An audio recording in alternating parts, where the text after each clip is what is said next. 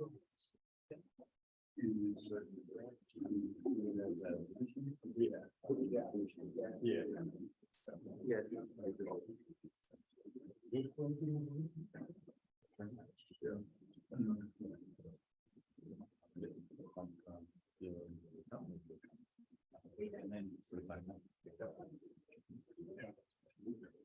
we good?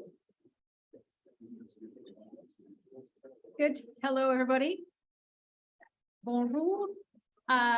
Welcome to this session, which is titled in your timetables as Localization in Fragile Contexts, Decentralizing WASH Systems through the Lens of Six Systems Actors, which nobody can understand what that title means. This is what it's supposed to be. So it's about strengthening WASH systems in fragile contexts at the local level. So if that new title makes you realize that in fact you didn't intend to be here at all, this is your moment. But I'm hoping that you're even happier now that you're here in this session. So my name's Clarissa Brocklehurst. Many of you know me because I'm associated with the Water Institute, but I'm actually chairing this session, moderating this session, wearing my hat as being a member of the supervisory board of IRC WASH, which is headquartered in the Netherlands. And it's very nice to have you all here. So we thought that what we do is before we launch in, we've got some presentations for you from Haiti and from Mali. We just get an idea of the audience. So I'm going to ask you just a simple show of hands. Who here has worked in fragile contexts? Oh, wow. Lots of you. Okay, very good. Who's worked in emergency response? Oh, for heaven's sakes. You're all experts on this. And who has worked in fragile contexts on longer development style approaches? Okay. Still quite a few of you, but fewer. And has anybody here worked on what we call the systems approach, sometimes called building the enabling environment, system strengthening? Yes, so some people. Okay. And is anybody here confused when we use the term systems approach? Is it a clear term? Okay, good.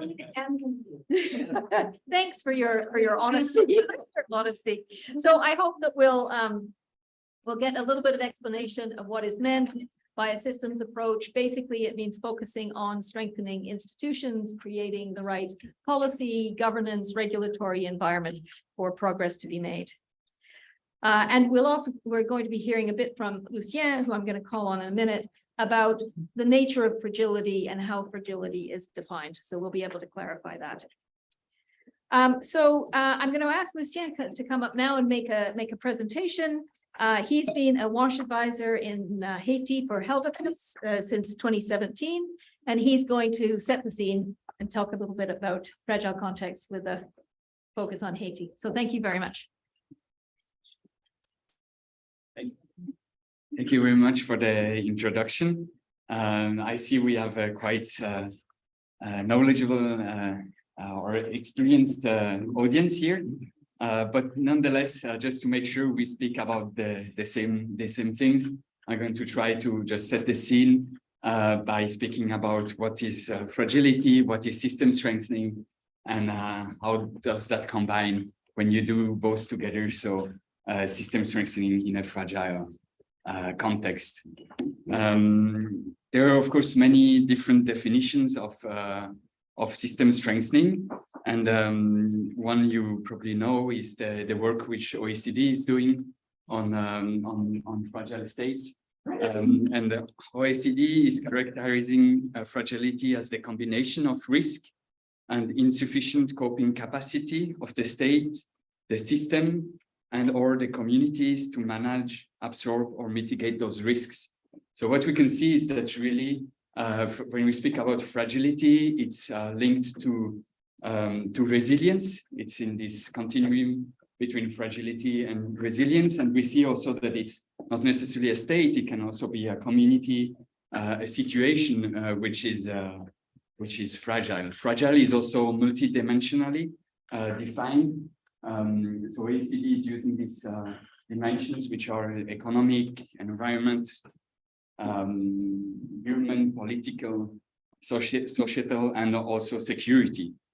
So what we see also is that security is one of the elements. So fragility does not mean conflict, does not mean violence necessarily, but of course they're often intertwined.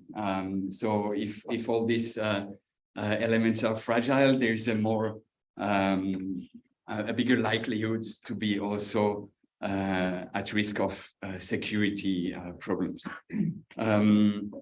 Maybe another way also to look at fragility is to see that fragility are often situations where the state does not have the ability or the willingness to provide, for example, basic services and to care for equitable economic development of the population.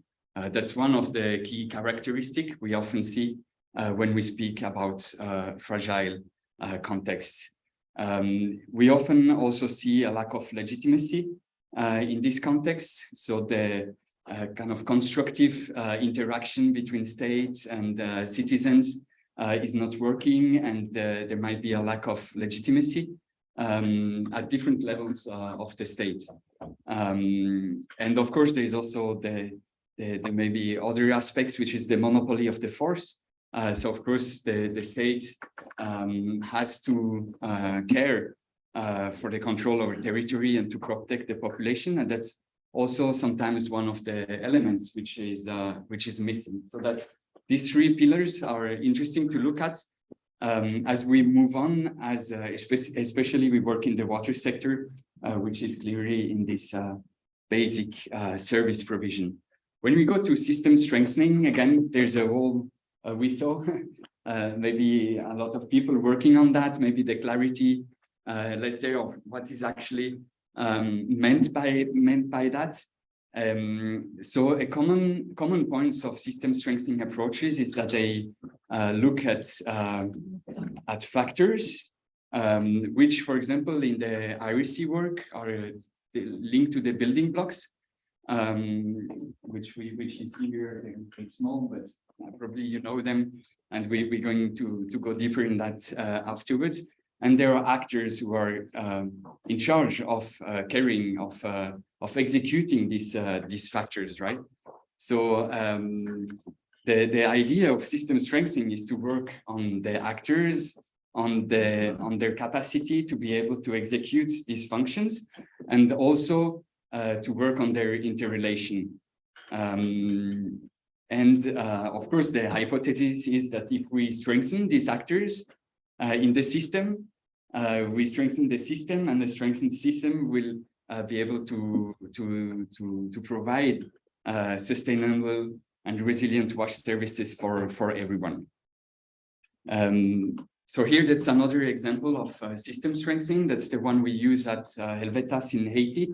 It comes from the market system development side. And basically, it's the same. There are actors, there are functions, and we try to strengthen them. What I want to show is that the actors also really a broad range of actors.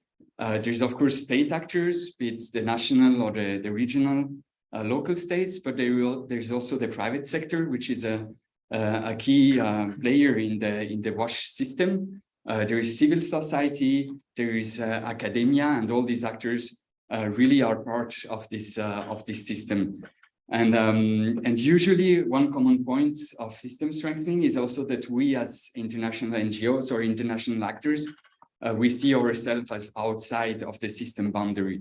So the keywords of non-substitution to local actors is really present in these approaches, and really we are outside, maybe as facilitators of what's going on in the system, but we are outside of it. And system strengthening often starts with an analysis, right, before you start doing it. And often these frameworks are really useful to understand the complexity of the context or the system in which we work, to really try to identify who is doing what, which capacity does each actor have. And it's in our case, at least in Haiti, it was really useful to develop a common vision of who is going to do what in the future, and how can we strengthen it. So yeah, oftentimes system strengthening approaches are also long-term oriented, because you need to change maybe some deeper dysfunctioning elements in the system, in the sector. Actors have to change their function, going from being from executing tasks to be regulators or etc. So there's a lot of work there. How does fragility impact systems? I mean, there is an interesting paper, discussion paper, has been written on that by Will Tillett of and some other colleagues from AgroConsult and other NGOs working on these approaches. And of course, it's going to kind of weaken each element. If we think about actors, maybe there will be brain drains. People will tend to kind of move to maybe other jobs, better paid jobs, to abroad. Maybe finances in general of the state of the system might be missing. And also what we see a lot is that interactions are often much more tense. So it's really important to work on conflict sensitive manners in this fragile context. And sometimes also it's important to look outside of the sector, because of course, if we look at the system, it's in a broader also enabling environment. So it's not only in the WASH sector, there might be a solution to a bottleneck or the bottleneck itself. But for example, financing can be an issue, and that's something to be addressed. And what's important as well, what we observe is that there is often a needed, but also a challenging element, which is the humanitarian system. So sometimes the kind of humanitarian actors have to step in, and this leads to this parallel system, which can also weaken the functions of the actors if someone else is providing the service and not the government anymore, or the local communities. It can be challenging in terms of building this interaction between the state and citizens. So as you hear, we are a lot also in this discourse of states building kind of, and you can see kind of the hypothesis of this is that there's weak systems that can lead to the absence of resilient services.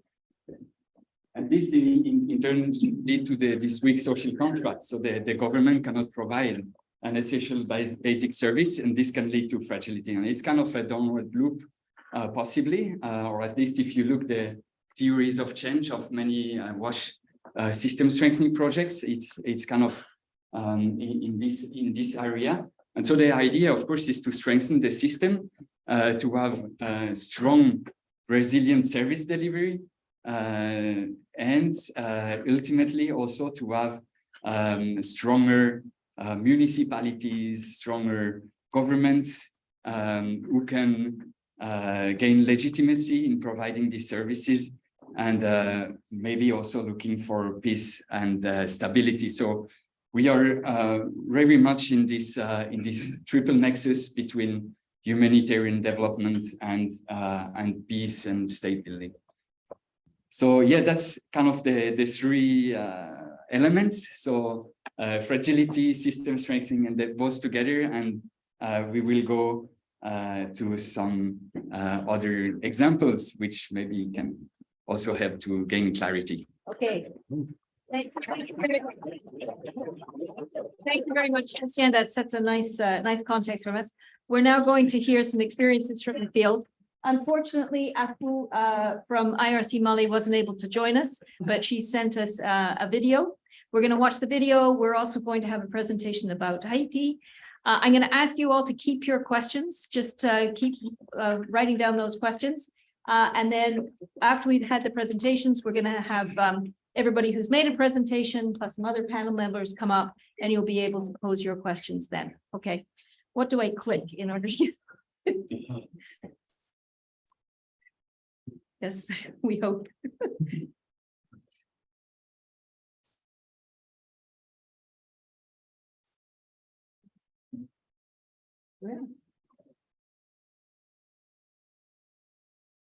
Ladies and gentlemen, good evening, good morning, wherever you are. I'm happy to join this session online. I would love to be in person with you.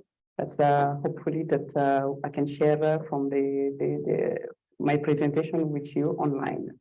So my name is Afu Chantal Bengali. I'm the country coordinator of IRC based in Mali, Bamako. So today, my presentation will focus more on how IRC is strengthening systems in fragile context. As you know, the context in Mali is very fragile now, and we are working in this fragile context.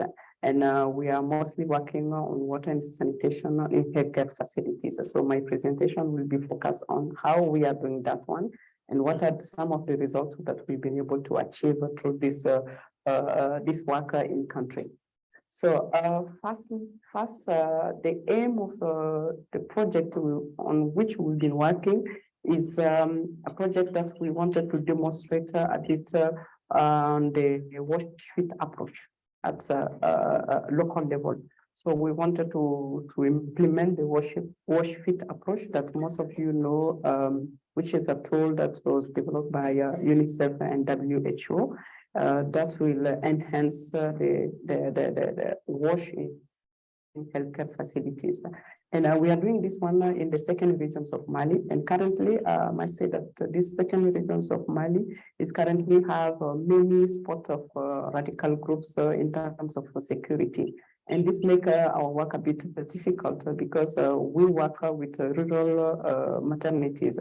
And for patients when they have any difficulty in terms of diseases, leaving those places, those villages to reach the district level health center, there are some risk in terms of insecurity. They might get attacked on the road.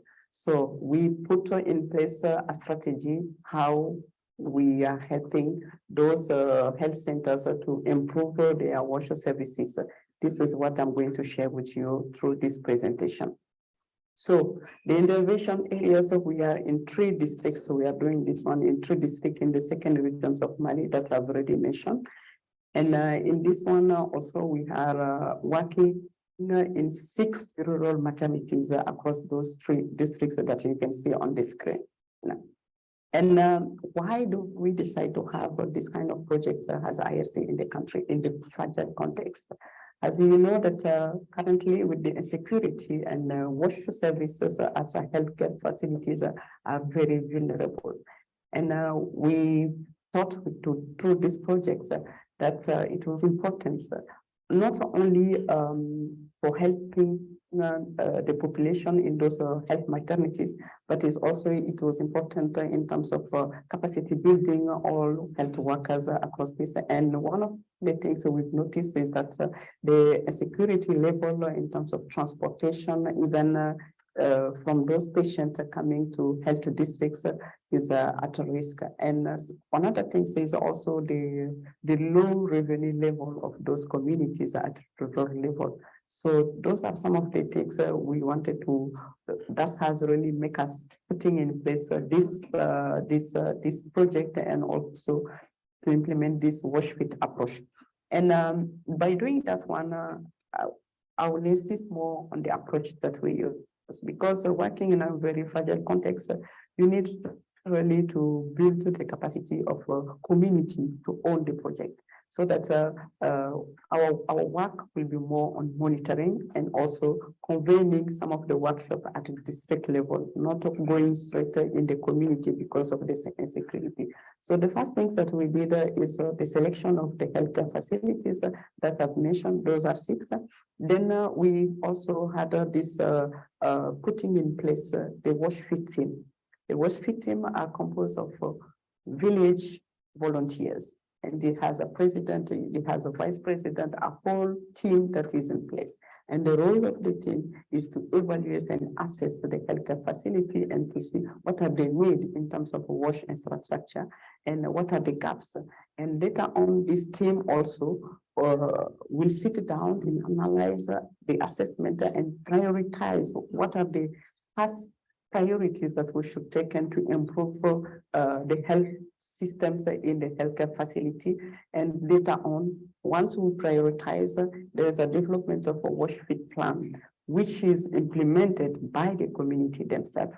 And IRC is facilitating the process and monitoring with the health district, monitoring the process at a local level. So those are some of the approach.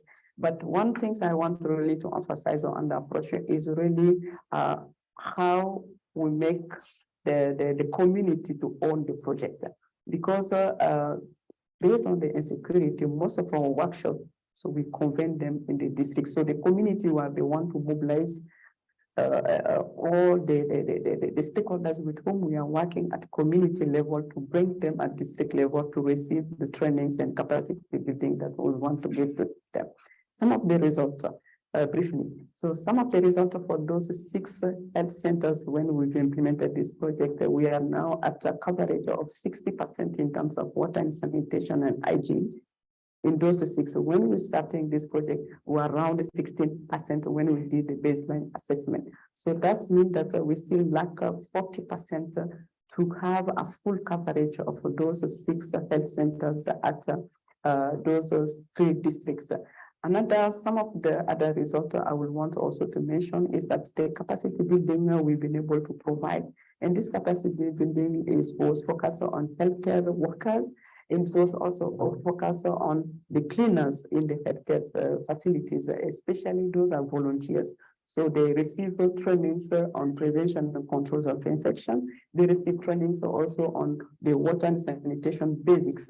Then some of the things I want to highlight with the WASH fit approach is that with this approach, the community is able to also mobilize resources at their level and to implement some of the action that we formulated in the action plan. And those are some of the things I wanted to share with you in a very pictures form. So as you can see in those pictures, some of these pictures, you've seen that the community was able to get a new table because the old one was in very bad shape, and even the management, the security around biomedical waste has much improved with our approach. Then this is one of the examples I really wanted to share in this platform. In this rural maternity, through the work we've done and the implementation of the WASH approach, this village or this maternity has been able to fund their own delivery bed, which was really in very bad shape when we did the assessment. And this was through their own ownership of the program. And that's something we wanted to demonstrate to say that the WASH approach, even in a very fragile context, can be implemented, and IRC was there to facilitate this one. So those are some of the things that I wanted to share with you. If you want to learn more about our programs and about this specific programs, we have a video online that is titled "Strengthening WASH approach in rural maternities in Mali." So you can go on YouTube and have this video to have more information. I thank you. Okay, thank you. We'll have Apu join us by Zoom, we hope, for the panel. So you'll be able to clap for her then. And thanks to her, and thanks also to Ellen Walter from IRC who helped put that presentation together. So next, we're going to go to Haiti. And we're going to hear about the first pilot of decentralizing WASH service provision to the municipal level, which was led by the National Water and Sanitation Directorate, DINEPA, and we have Stiquito here from DINEPA, and the Ministry of the Interior. The Reglo program is implemented by Helvetas and financed by the Swiss government. And we've got Mr. Amicia Dix here from Helvetas to talk to us about it. Good afternoon, everyone. So thank you, Clarissa, for the introduction. So as you see, I'm from Haiti, so I'm happy to be with you for this session. Definitely you have Asian Day. So this morning, I was happy to see our national director. Thank you, Guito, to be with us for this session. So, excuse me. I will present you the Reglo program experience, the experience from the field. So Reglo is strengthening local water and sanitation governance in Haiti. So this is a program started in 2018. So it will be a new phase in 2023. So this is a program designed and implemented with close collaboration with DINEPA. So we work on southeast part of the country in 4 communes. So initially, in the second year, in this phase, we have an extension to 2 other communes in the south part of the country. So Reglo is a pilot experience of WASH project in Haiti. This is the first big specific program, decentralization in WASH sector in Haiti. So we use the systemic approach, this approach putting a focus on the actors. So it's really interesting to work with the actors, specifically in this sector where with Reglo, we have the municipalities leading the activities, the WASH activities. So as you saw this morning, we have a big reform in Haiti in 2009.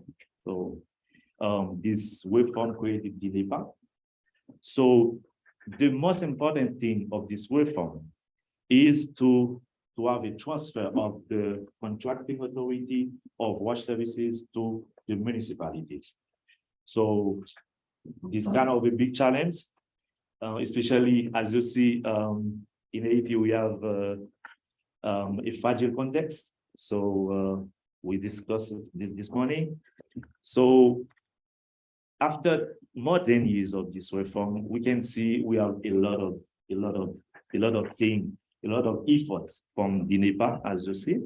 So it remains some big challenges related to the fragile context. For example, I saw that with Angelville this morning. So we have a weak part of the public budget going to the WASH sector. So this kind of fragility, as you see, it has some effect, has some impact on the WASH sector. In the next slide, so we use the framework from IRC related to the 8 or 9 building blocks. So we can see that with Lucien. So we use this framework just to analyze the fragile context in Haiti. Here, if we take one of them, institutional arrangement, leadership and coordination. So in our case in Reglo project, we observe a lack of leadership of municipality to provide services. So that's the reason why it's really challenging to transfer the contracting authority of WASH services. So with Reglo, we see how we can adjust these kind of challenges. So for example, for this one, we put the municipalities in the driving seat. So we think we have to make the capacity building to do it. Just municipalities can take in charge wash services. If I take a resilient service, for example, so in Haiti, as you see, the water system sometimes is not really sustainable. Especially in rural areas, this is related. One of the reasons is this is related with the community model management, CAIPA. This is one of the reasons. So in WEGLO, we think we can professionalize the management system. So that's the reason why we use the model operator, private operator. We think with this model, we can have more capacity, more competence to manage the system to address some difficulties. If I take the finance block, so in our context, this is really, really challenging because we have all the municipalities, some categories, depending on the central government financially. So that's the reason why in WEGLO we put in advance the fiscal mobilization at local level. So we support the municipalities to identify all the households, they can collect local tax, because that's really important for this municipality to have their own fund, because if they with the central government, they can have a lot of salary arrears. So this is the way, this is the reality now. So if we look at this framework, so you can see we can address some fragility. So we're supposed to be optimism. For now, how is the current model in Haiti? So given that we are in a governance project, so we work with the main actors in the WASH sector. So we see all the function related to these actors. So if we look at this table, you will see for now we have a lot of function related to national and regional WASH directorate. So, and if you look at here also, you will see we have some project, all the step from A to Z, sometimes to conduct by NGOs. So this is the situation now. So if we look at the vision based on WEGLO on the next slide, so you will see based on the reform, for us, you will see you have the municipalities here. So the municipality with some function working by the national or regional WASH directorate. So you can look at also, we don't have NGOs. We don't have NGOs in the future. Therefore, the vision of WEGLO is that Helvetas is doing exactly this aspect. So we think the NGO can have the temporary role, facilitator, just to push the system. So NGO can't be outside of the system. So that is the vision. That is the reality with WEGLO now. How WEGLO do that in the field? So we use formal capacity training. So in this aspect, we have a key thematic module like program management, monitoring and evaluation, information system. Just we have some experts giving this training to municipalities. So the staff, we don't know really the WASH sector. We also use the learning by doing. So in WEGLO program, which we try to do for each municipality, we have a program WASH. We have a program WASH, and you try to have all these steps just to establish the service in a community. So in this approach, the municipality observe progressively the municipality can do with the program. So right now, we are exactly at this stage, we are doing together. In the final, we expect the project can be play the coach role and the municipal drive the program. This is the approach we are doing right now. Some key results on the field. What we supported: creation and training of WASH units in 4 municipalities. We have 10 procurement tenders led by municipality. This is amazing. So municipalities make some contract with private operator just to manage the system. What that led to? We had 7 water systems and 10 water point rehabilitated. So giving access more than 18,000 people. And all that influence municipality taking the leadership role. And the idea is to have municipality as contracting authority of WASH services can become the reality. And you see this, so this morning with DINEPA, we will have over 10 municipalities in the future just to have the contracting authorities of WASH services.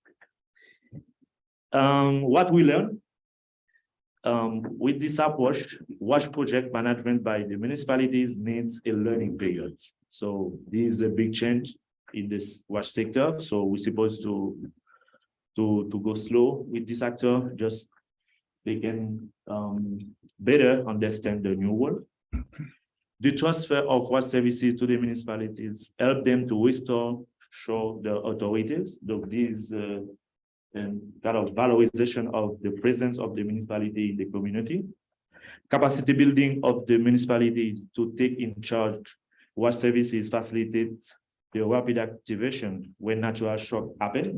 As you know, ID faced a lot of natural disaster. So with this model, given that the municipalities take part in the protection civil system, so they can participate in the emergency response. The program approach, strengthening the relation among the actors of the system, calms any tension with them. So here, so we can see governance and conflict-sensitive project management go in and the end. So the actors put together so they can find good way to work together. Thank you for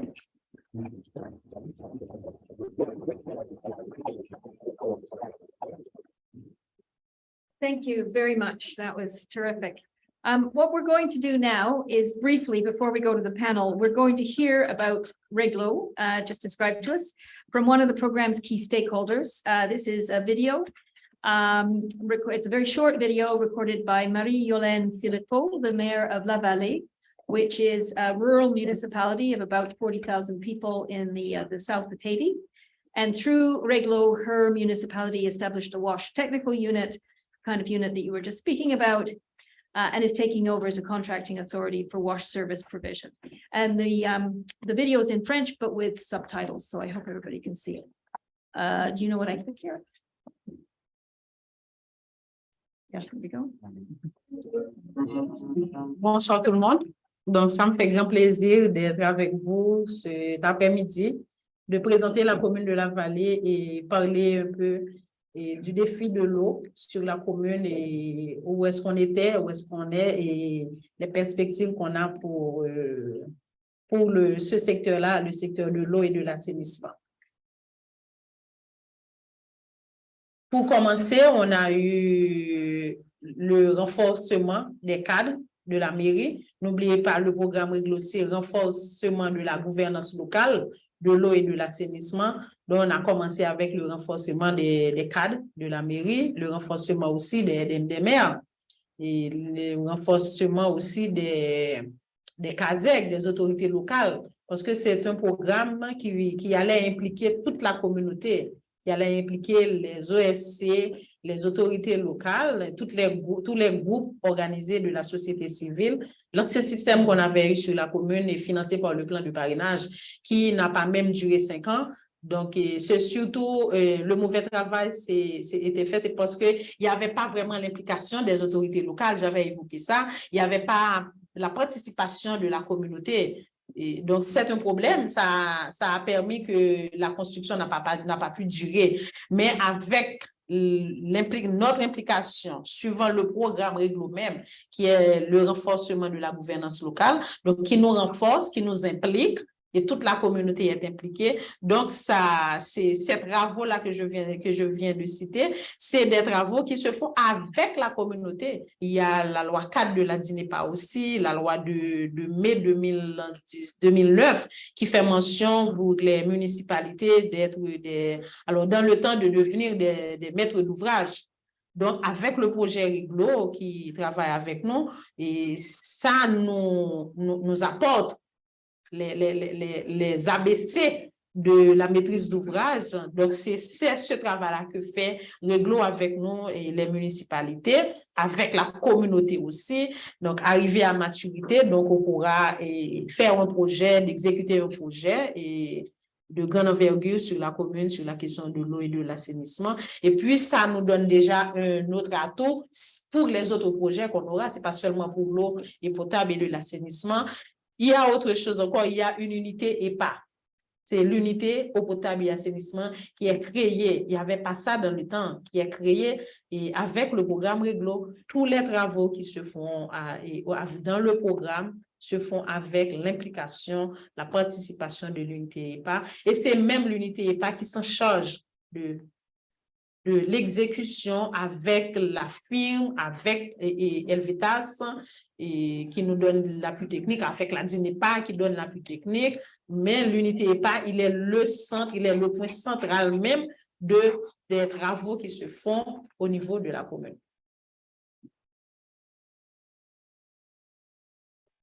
Entre-temps, on a un autre travail, on a un autre ouvrage, infrastructure d'eau potable, qui se fait avec la DINEPA, avec le financement de la Banque mondiale.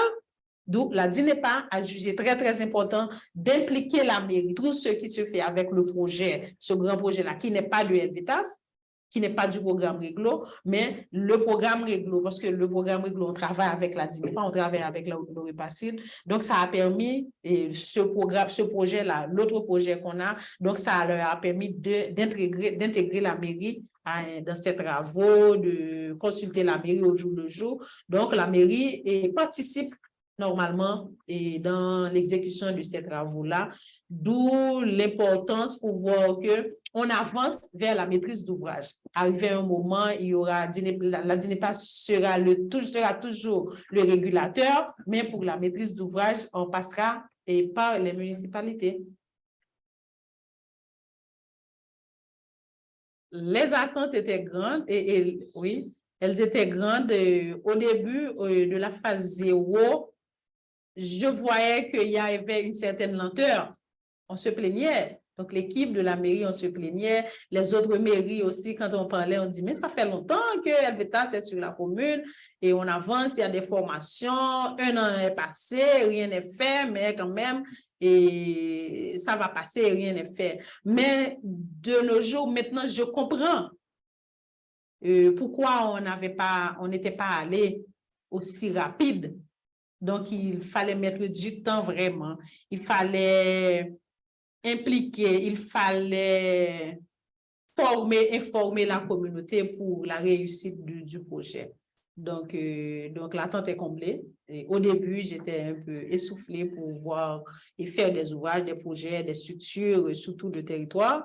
Mais quand même, je n'avais pas pensé au volet de pérennité et d'implication, mais quand même avec l'approche et arriver là, après, on est à la 3e année, arriver là où nous sommes, il y avait raison vraiment de prendre du temps, de sensibiliser, de mettre tout en œuvre et pour que les travaux qui se font, il y a des personnes qui sont formées, les ouvrages sont là, il y a des personnes qui sont formées, il y a la population qui est informée.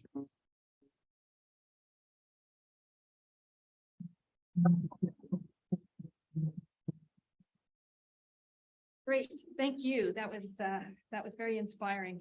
So what we're going to do now is we're going to invite some of our presenters and some of our special guests up for the panel. And we'll have a little discussion with them, and then we'll open it up for questions. So we're very honored to have Sigito here. Would you like to come and join us up at the front? I'm also going to ask our presenters. Yes. Yes, okay, and we're going to bring Apu in. How are we going to do that? You're going to do magic.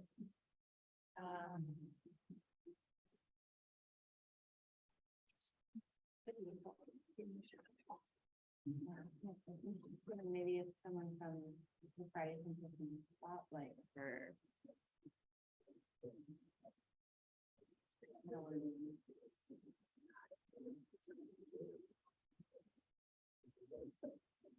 Okay, while they're sorting that out, we'll get started, but we hope that Apu will join us from Mali.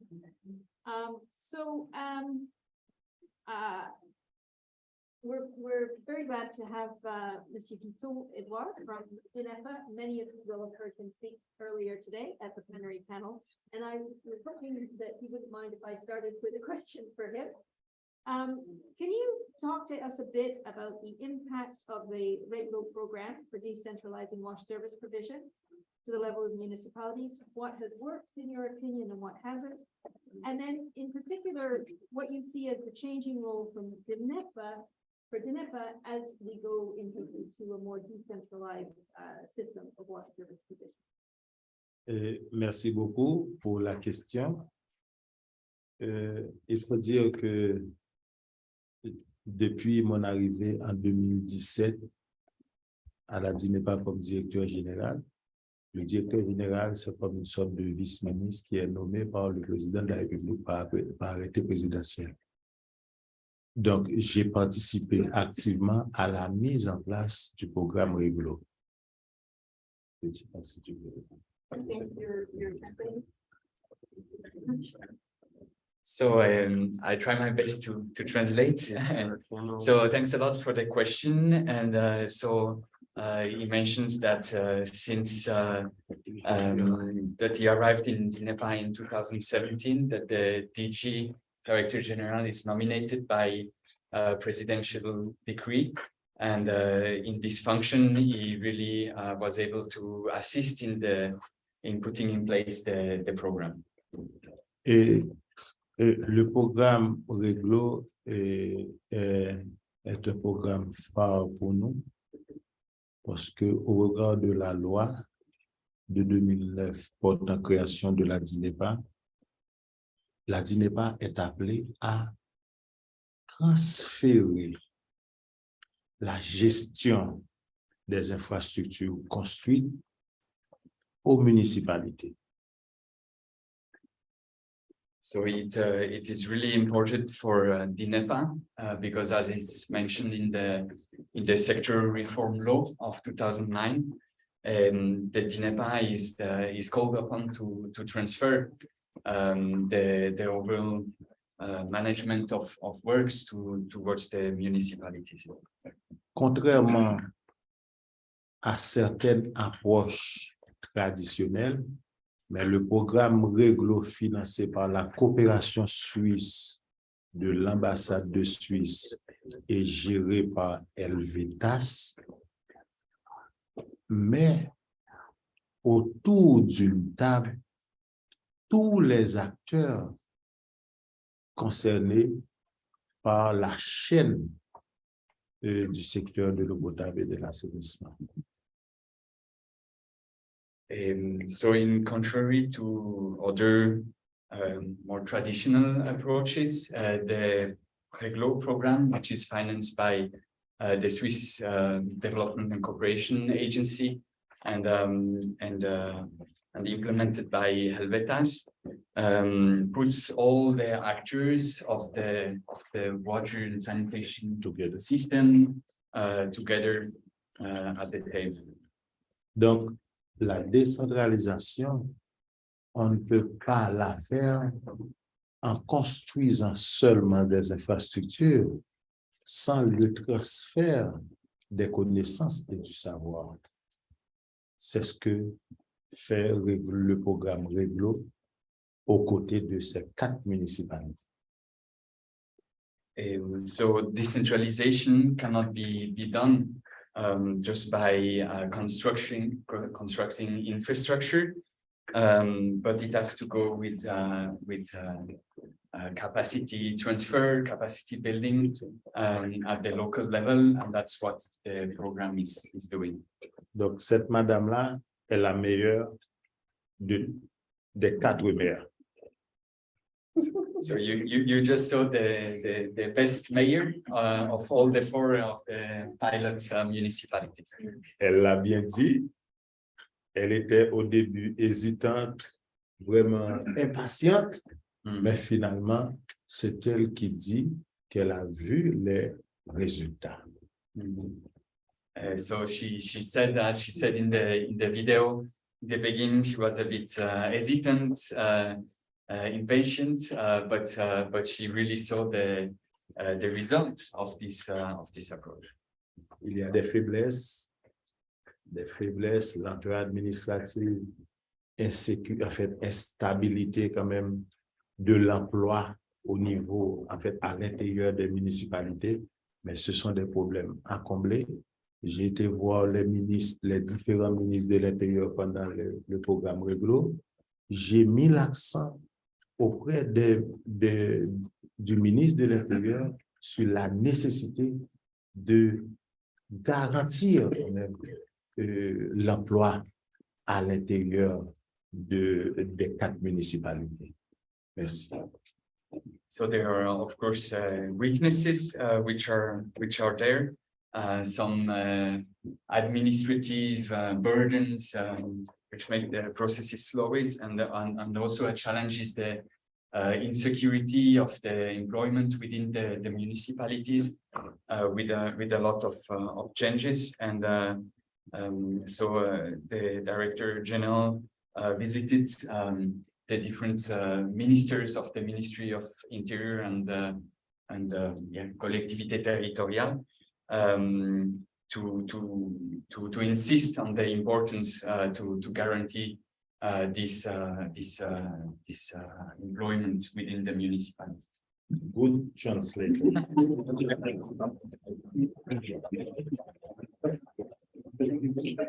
Excellent. So thank you. And what I'm going to do is I'm going to build on what you've said so far and turn to MSL next, even though I think we actually have Apu now, and I'm hoping that she can hear us and we can hear her. But from what I understood you say, this type of delegation to local level is in fact part of DNEFA's mandate. This is something that you see very much as the way of DNEFA. So it means everybody's role is changing, but it's all going in the right direction, right? And so I just wanted to follow up with MSCL, because you showed a chart earlier that showed the situation as it is now and the situation in the future, and the NGOs disappear, they come off, right? Yeah. We work ourselves out of a job, hopefully. And so I just thought, what do you see still needs to happen before that happy day can come when the NGOs come off the chart? And what sort of time frame do you think? And I put that question to both of you. Maybe you disagree about the time frame. I'll be interested to hear your response. Thank you for the question. These aspect very challenging now in Haiti because, as you know, we have a lot of NGOs. The country facing also a lot of natural disaster. So when we have natural disaster, we have emergency response, trying to go fast. So without the actors. So that's the reason why we think with the Reglo, this is a good experience, and we need to share this experience with all the actors, just to know we can do with the actors, even though the emergency response.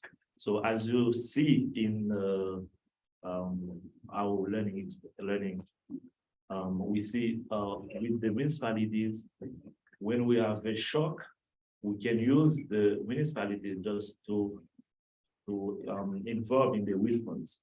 So we can do with the actors. So NGOs can play the role facilitator, not within the system. I think that can be very sustainable if we don't have substitution. So I think we can start. Today we do that like Reglo did. So we can make some advocacy. All the donors, all the NGOs can try this approach. Thank you. Okay, start the process already of changing the roles.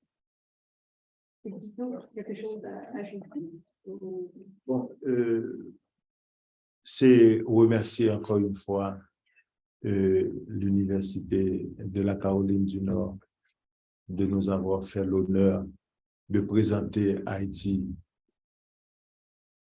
sur un autre registre, parce que des fois, c'est pas évident dans les grands débats internationaux comme celui-ci de trouver Haïti.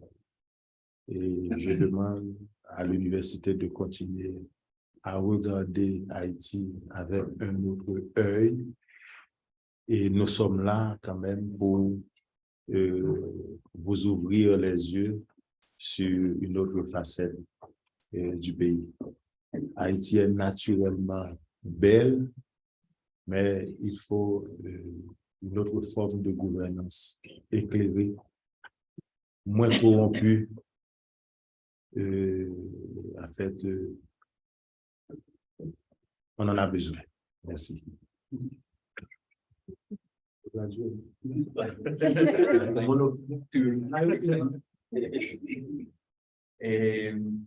Thanks again to the UNC conference, to the university, to give the opportunity to present Haiti on another level. Sometimes in these big platforms debates, it's hard to find the presence for Haiti and to speak on Haiti. And he really hopes that yeah, it's a way to show something different. Haiti is for those who have been, they can confirm it's naturally really beautiful country, but also it needs another governance, less corruption, less I mean, all this fragility which we see now. So yeah, that was for the words. All right. That's good. That's good. Merci beaucoup. So I'm going to turn to Afu now. Can we just confirm that Afu can hear us and we can hear her? Hello, Clarissa. Yes, I can hear you. Can you hear me? There, we can hear you loud and clear. Afu, we really liked your little recorded presentation. Thank you very much for that. I'd like to follow up with a question about, you talked about the WASH Fit tool and its use in Mali, but I would like you to talk a bit more about why it was particularly relevant and useful in a fragile context, in the fragile context in which you worked.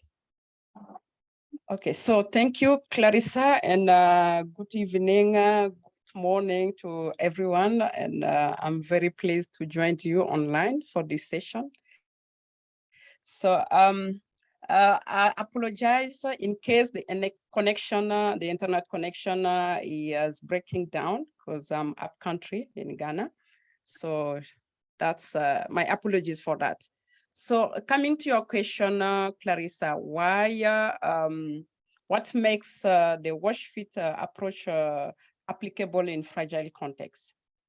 While we were implementing this pilot project to test the WASH Fit approach at a very lower level, the way the tool is designed, it makes it more applicable in any context. Why? Because this tool is very practical and it supports many multi-sectoral actions. And those actions can be led by the community. And when we talk about system strengthening, the leadership of the community to maintain the resilience and to sustain services is very, very, very key. And with this WASH Fit approach, one key element that's very important is putting in place in a healthcare facility a WASH fit team. And this team is composed of members of the community. So that means it is a very inclusive process. And who talk about the inclusive process? When the community, they own the process and they lead the process in any context that's feasible to make it. And also something very important with this WASH fit team when is in the community is about taking the leadership. Because as IRC, we've been facilitating the process. We know that the context is very fragile, but when we begin, there is a training that is given to the team first. And we did that training in the district level, which is more safer. So the teams were brought in the district level and we gave the training. And this team is the one now was making all the other process, assessing the WASH infrastructure in healthcare facility, prioritizing, making an action plan, monitoring that one, and also convening in a very accountability framework where the results of monitorings are being shared among community stakeholders. So yes, the tool can be used in a very fragile context, and we did it in the country. About the system strengthening approach, because there is a strong link between this tool and the system strengthening approach. While we were doing the implementation of this approach in our context, when you've seen my presentation, some of the results that came out have the results contributed to strengthening institutional arrangement, which is a very key component when you talk about system approach. Because at the health center already, we have a very leadership that is there, that is taking care of any WASH issues in the healthcare facility. And the planning aspect is one of the key elements when you talk about the system strengthening. And this community is able to plan themselves about WASH situation, WASH issues in their healthcare facility, and even fundraise for it. So looking for finances within the community was very, very, very, very key. So as IRC and other partners like World Vision, we implement this project, who was really in terms of building, developing infrastructure in those healthcare facilities. Doing all this, it was really in the fragile context was to protect people, but at the same time also to enhance WASH situation in healthcare facilities. Yes, so with the tool, we can do that very well. Okay, thank you very much, Apu. And I think your question leads in quite nicely, your answer leads in quite nicely to the question that I'm going to pose next, which is, you've talked about accountability, Monsieur Guido talked about governance. So we know that building confidence in the state is an important, very important and fragile context where often the credibility, the legitimacy of the state is very much in question. And so I'd just like to ask, first I'll turn to Lucien for an answer to this question, but I'd be very happy to hear from the other panelists as well, how taking a systems approach in WASH specifically can help build, contribute to state building efforts more generally and governance development. How can the WASH sector actually be a catalyst for building the state legitimately in the state more generally? Lucien, do you want to weigh in, and then I'd be very happy to hear from the others. Yeah, sure. Thank you for the question. So yeah, as our experience shows, I think it's a really water system strengthening is a really good entry point to strengthen the rest of the governance. When you strengthen the municipality to do procurements, to do public audits at their level, to put water in their budgets, they not only do it for the water sector, but they do it in general.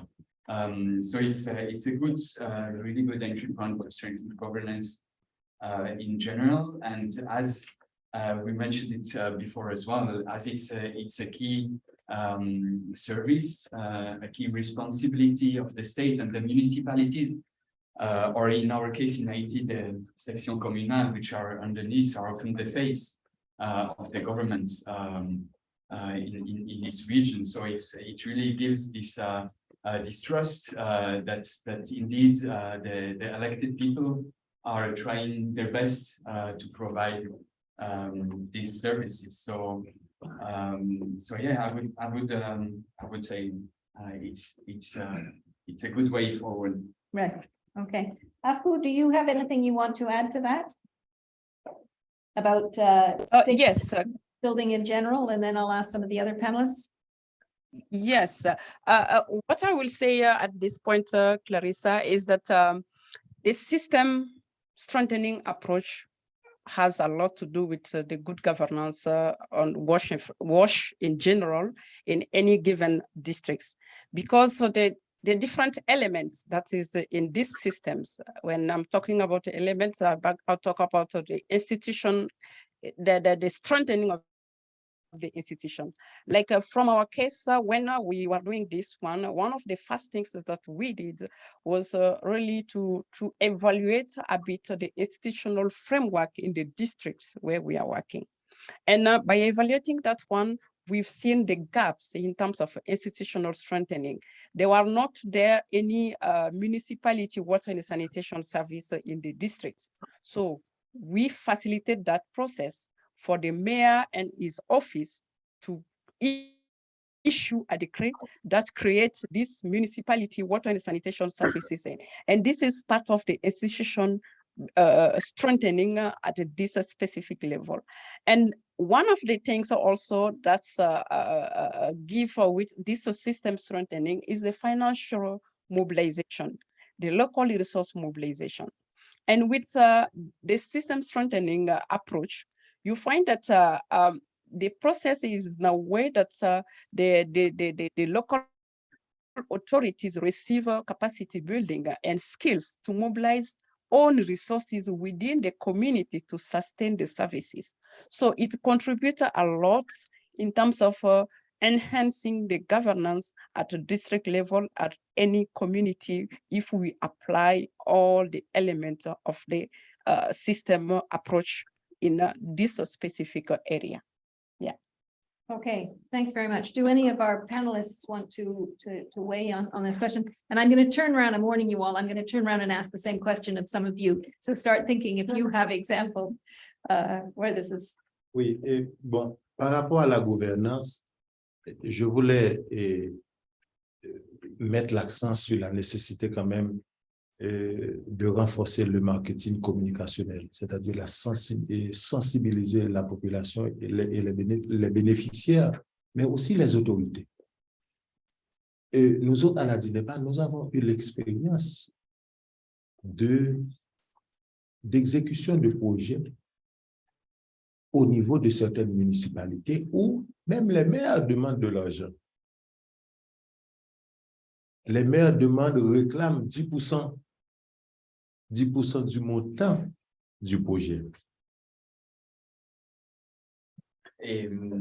So it's also in terms of governance, it's also important to work on strengthening the marketing, the communication, the sensitization of the population, but also of the elected people, of the mayors, because in certain municipalities, even the experience is that even the mayors claim some funds when there are projects which are executed. C'est comme si c'est comme si on faisait de l'argent, mais on ne réalise pas des projets pour eux. Donc, c'est bien pour cette raison que sensibiliser, parler aux gens, leur expliquer la portée, l'importance des services d'eau potable et d'assainissement pour eux et pour leur avenir, leurs enfants, les femmes, c'est vraiment important. So it's really important to change this mindset that you're not making money by doing these projects, but that it's important for the communities, it's important for the future of the community. So this is really important to take the time to do this dialogue, this sensitization. Un exemple pour finir. Ils sont prêts à payer une bouteille de bière pour $2. C'est-à-dire 2 bouteilles de bière coûtent $4, alors qu'ils reçoivent 4 mètres, 5 mètres cubes d'eau par mois pour $4. Et ils refusent, en fait, ils refusent de payer pour le service. Donc, c'est bien pour cette raison qu'il faut renforcer le marketing communicationnel. Merci. So it's also important in terms of payment for service. So the example is that one bottle of beer, which is really good beer, the Prestige, for those who know it, it's $3. So 2 bottles would be $4. And in comparison, 5 cubic meters of water is also $4, but they Per month. per month, exactly. The consumption, and they tend to be discussions about this narrative. Okay, thanks. We've got a few minutes for questions, but I'll invite questions, but I'll also invite any of you who have also worked in fragile contexts in other countries. If you have examples where, again, the water sector, the WASH sector has strengthening the WASH sector has contributed to building the state, to state building, to peace building, we'd be very interested in hearing about them. So does anybody have either a question or, well, Ryan, I can see you, you got your hand up first. Would you like to ask it in French or in English? In English. Or you can do the Canadian thing and start in French and end in English. Thank you. Hi, Ryan Rome, CEO of WASH, and listening with rapt interest to the work that you're doing in Haiti. So WASH is, I would say, probably about 3 or 4 years behind where LBS is doing, but we're basically doing very similar work in 4 different continents. Key element of our work is the engagement of civil society. So the question that was asked by Clarissa about how can NGO actors for the embassy of the state and delivery services. So I think that from my point of view, the legitimacy or the perceived lack of it is linked to the lack of state capacity to deliver the services. The budgets don't exist, the technical capacity isn't there. So from that point of view, I think NGO actors can act as intermediaries, able to extend the state's ability to deliver those services. So long as we're not undermining the state's ability to deliver those over the long term. And I think what we've also done is with civil society, we've brought citizens of Haiti into the mix to allow them to engage the network directly and its subnational institutions. And so by doing that, we believe that we've also had an impact on legitimacy, the perceived legitimacy by Haitian citizens, vis-a-vis UNEPA and other state actors, because now they're part of the conversation. So I think NGO actors as intermediaries can certainly enhance the legitimacy of the state work, right? Thanks for that. Any other questions? Oh, we've got one over here. Over there. Hope you're all thinking hard about questions or examples. Hi, my name is David Holland, and I'm an engineer with Northwater. And I'm actually working on one of the projects with Helvitas at the moment. I love this idea of sort of NGOs, those of us working our way out of a job. And I recognize that Helvitas is also in that role. And I'm curious if you have any strategies to kind of work yourself out of this project and those 4 communities that you're working in. And do you expect them to be sustainable in some degree? And are you transferring your responsibilities to them?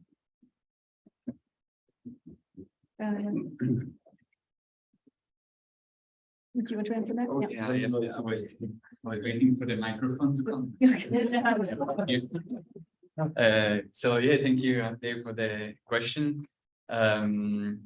So yeah, of course, the whole aim of the intervention of the story is to make this sustainable. At some point, with of course a lot of challenges when it comes to municipalities. as you all know, in this context. So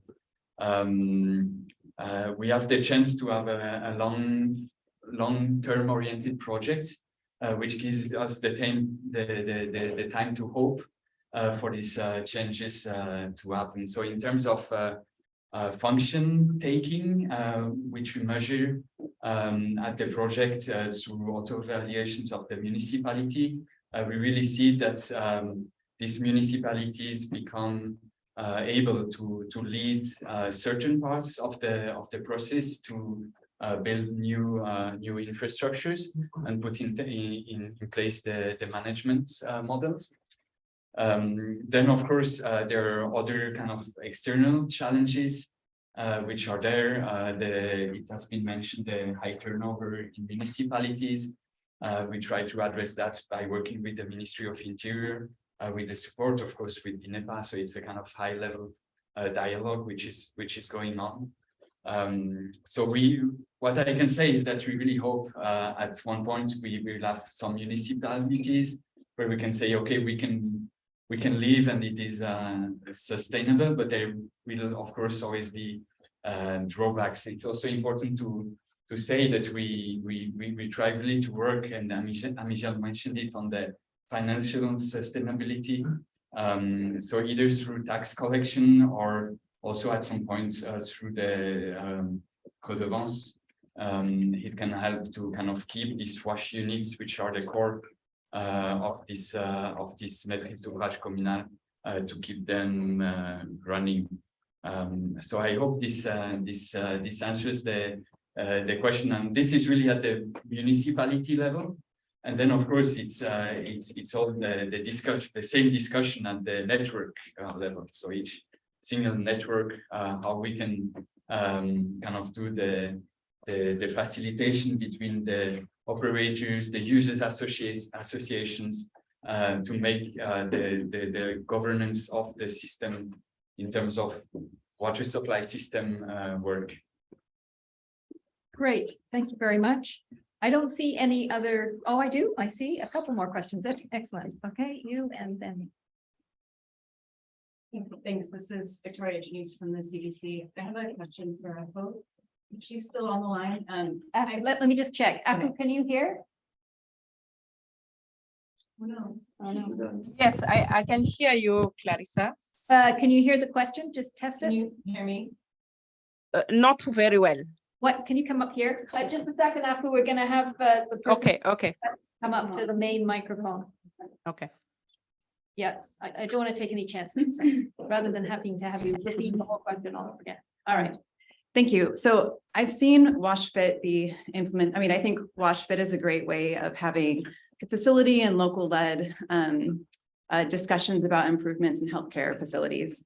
But mostly when I've seen it implemented, there's been some sort of top-down impetus to do the next evaluation cycle, to follow up on the improvement plans. And I'm wondering, in your context, whether you have seen that there's enough like identification of champions at the local level to keep that cycle going forwards once IRC and World Vision are no longer the ones that are starting those processes. Thanks. Okay, Aku, did you get that? Yes, I got the question. Thank you for the question. And yes, the approach itself, if is well implemented, can sustain itself. And that's the beauty with the WASHFit approach. And at country level now, the government has really taken this one on a very political high level, where it's going to be applied to every health center in across the country. So having champions and to sustain the services after IRC and World Vision, we work around this sustainability part, because in the process, we were also partnering with the referral health districts. And their role was really monitoring the process in the maternity level. And their role also was for coaching the WASHFit team And in the time frame of the project, the coaching that took place by the health referrals district level with the WASH-FIT team had very good capacity, skills to keep going with the approach, because when we implemented, we had the WASH-FIT plans for the 6 maternities, each of the maternity. And this team was capacity built on WASH basics and prevention and control of infection. They have protocols on hygiene in each of the rural maternity we've been working in. So the process, they own it. And that was really our aim, to make them owning the process, to be able to keep doing it after. So for us, our belief is the champion is the WASH-FIT team we invested in the community. Yeah. Thanks, Afu. Thank you very much. We'll go to your question very quickly, and then I'm going to ask Sasha Kramer to say a few words to close. Yeah, you should wait for. You can wait for it, but I think it's not working. So can you just shout? Yeah, do both, do both. Shout. Is Pretty loud. it- My question's regarding, I'll just talk. yeah. This Is your question for Afu? No, this question for, yeah, regarding the Haiti work. In the system building approach, there was some mention about the watershed management and water resources integration. I'm wondering if you can explain if any of that's been done and what that looks like, using La Vallée Jacmel as an example, and how are the locals involved with that and integrated into that program. Okay, we get a fairly rapid Okay, answer. Can I suggest you keep your answer very short, and then you talk to this gentleman in detail afterwards? Sounds like a big topic. It's a crucial topic in Haiti, as we know, to work on catchment area protection. So it's an approach where we really do. It's based on the referential technique. So we have some different degrees of protection areas around the catchment area. And I think what's interesting in our approach is that this is something where the municipalities have been quite able to step in and take some leadership to execute this work, either to execute the works directly, so to train the communities to do the biomechanical engineering measures in the catchment areas, or to contractualize some firms to do it. So yeah, it has been an interesting example of the municipalities taking initiative, and for the other aspects we can indeed talk Thank later. you. Thanks very much. So just before we close, I'm going to ask Sasha Kramer. She's an ecologist and a human rights advocate who's been living and working in Haiti since 2004. And I'll ask you to say a few words and just reflect on what you've heard. Thank you very much, Clarissa, and thank you so much for having me here. I had wanted to emulate the Director General and speak very passionately yet slowly, but our time is short, so I'm not going to be as eloquent or poised as he is.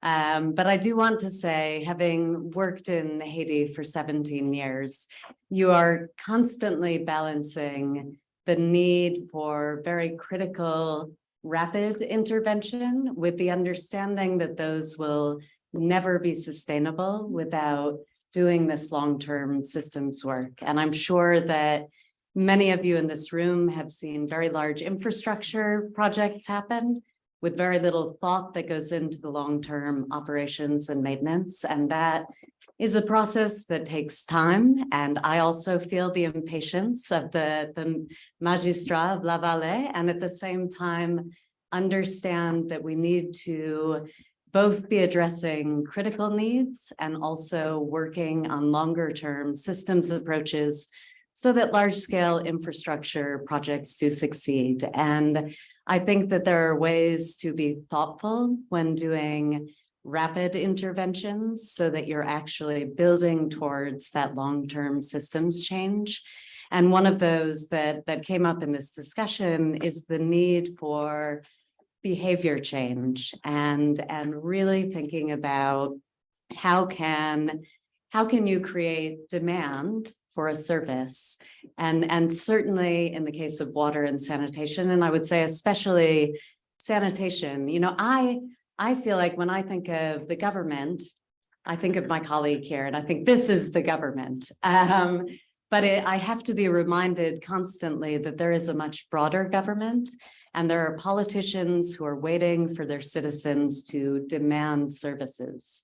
So if in providing these critical emergency interventions, you can start to build that demand and that knowledge that it is your right as a citizen to have access to this service, and you must demand it from your government, then that strengthens the position of the sanitation authority to allow them to get other government officials to recognize the importance of sanitation. And I just want to say, I think we're in a moment right now. I really liked the Helvetas example of a sort of do and have partners sort of watch as you do, then do it together. And then eventually the key stakeholders will do it themselves, and you'll sort of be standing on the outside, possibly occasionally providing technical support.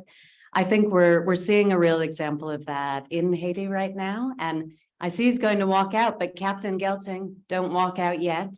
I'm going to be calling him Captain Rick from now on. He doesn't know I'm shouting out to him. I think we're seeing this with the cholera response in Haiti right now, because 10 years ago, it was very much the international donors and international supporters like the CDC who took the lead in the response. And I think that what we're seeing right now is DNEPA and the Ministry of Public Health leading that response with the support of actors like the CDC. So it's been wonderful to see that progression and see a real world example of it. So in closing, I just want to say that there are some of us who will live our lives really on the front lines of the struggle, and that is like my partners at DNEPA here. And there are others of us who will have the honor of accompanying, and that should really be our role.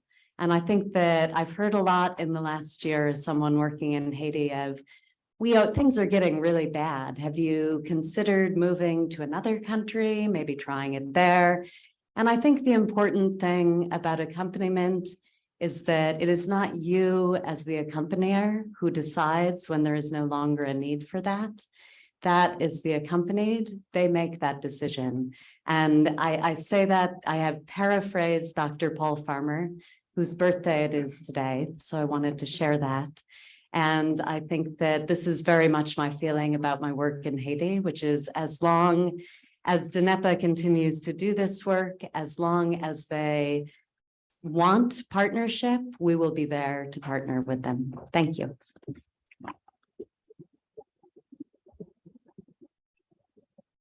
Thank you very much. Thanks for that, those inspiring words. Thank you very much to our panel. You did.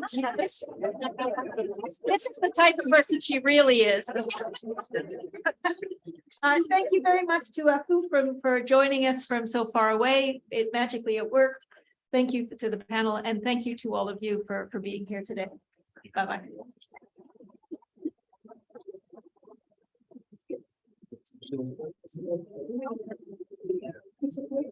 Thank you very much. Thanks very much.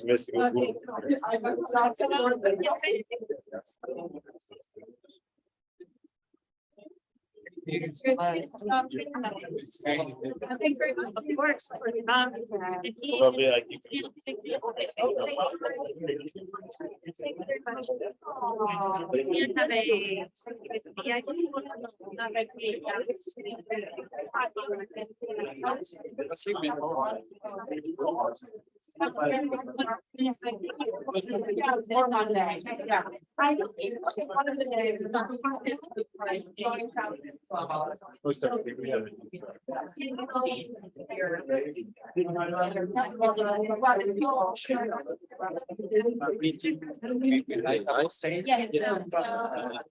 So what we said.